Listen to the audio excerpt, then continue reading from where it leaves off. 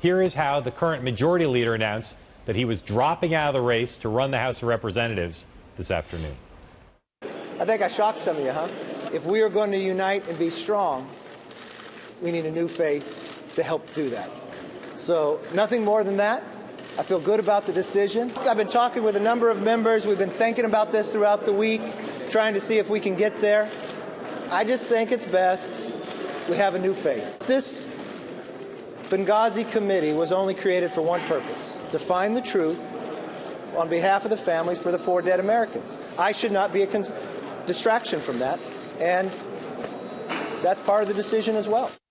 So, John, there's a lot to unpack here, why McCarthy left and what happens next. But let's start with his decision. He says it's because he didn't think he could unify the House Republicans. Yeah. What are the reasons that this guy will not be Speaker? Why did he start the day thinking he was running and then pull out?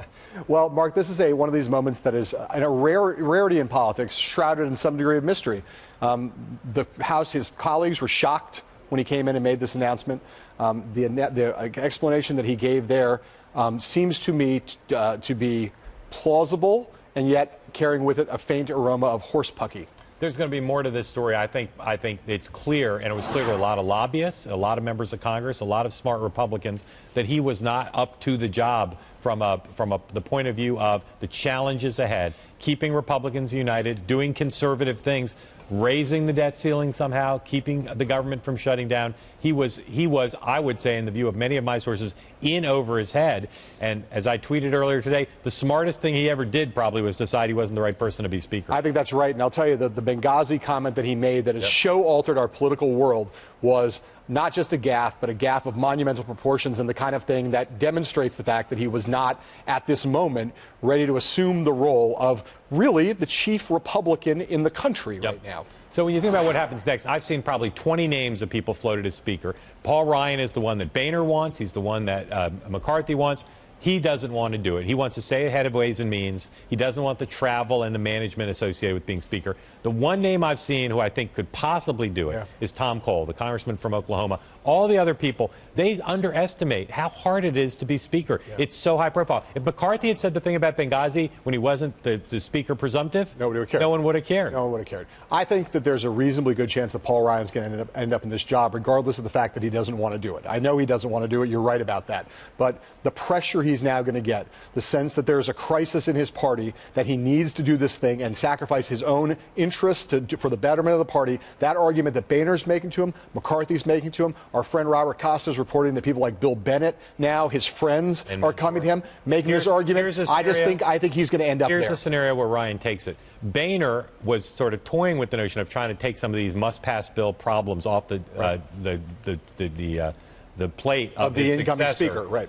If Boehner says to Ryan, if I can convince the House conference to raise the debt ceiling, to pass a budget through the election, take all of these huge problems off your plate, and you just be Speaker from the time I get those things done through the election, and we figure out a way so you can spend time with your family, etc., I think it's possible Ryan would do it under those circumstances. I think Paul Ryan cares a lot about policy and trying to change the policy agenda of the Republican Party.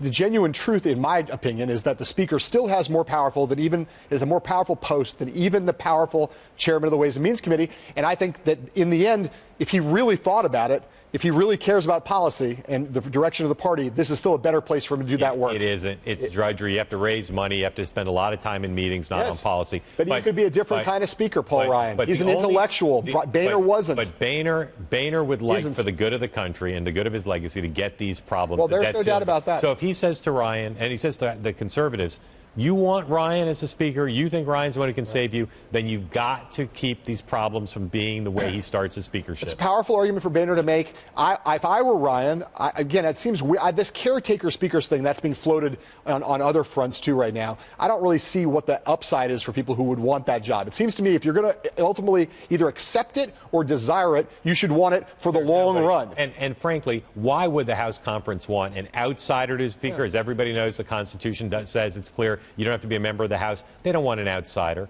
Why would they want a short-timer? Well, and also, why would they want someone who would work with Nancy Pelosi? It's just it's a fantasy. You hear a lot of Democrats and liberals saying, well, this is an opportunity for somebody to basically do it in a bipartisan way. Yeah. No. The Republicans want a conservative speaker who will make conservative change. Yeah. I mean, the argument for Newt Gingrich, of course, remains strong. This as if you think about real getting an outsider. Now that's a powerful outsider. The two things we've discussed: why did he leave, and what happens next? There are no clear answers. No, none. They're meeting tomorrow at 9 a.m. The House Republicans to try to find a path forward. But unless Ryan does it or Tom Cole does it, this thing could drag on for a while. John Boehner, older gentleman from Ohio, has the worst case of job lock right now of anyone I know. And look, and the consequences of continuing disarray, and again, I think this is why the pressure on Ryan is going to be so great. The consequences of continuing disarray, not just for congressional Republicans, House Republicans, but for this presidential contest, if that House continues to be... And the debt ceiling. Well, that's what I'm saying. Well, but that has huge political consequences for the Republicans running for president. This is a thing that affects the entire party.